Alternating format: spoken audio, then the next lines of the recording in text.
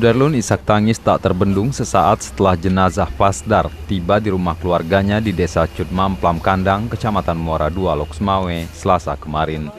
Almarhum yang merupakan petugas pemadam kebakaran itu meninggal dunia akibat tergilas mobil pemadam saat menjalankan tugasnya Senin malam.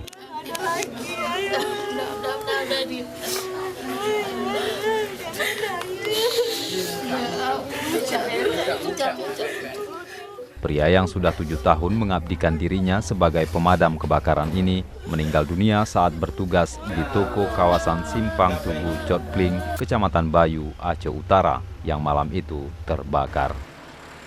Sang istri Cud Elisa sama sekali tidak menyangka peristiwa itu akan dialami keluarganya.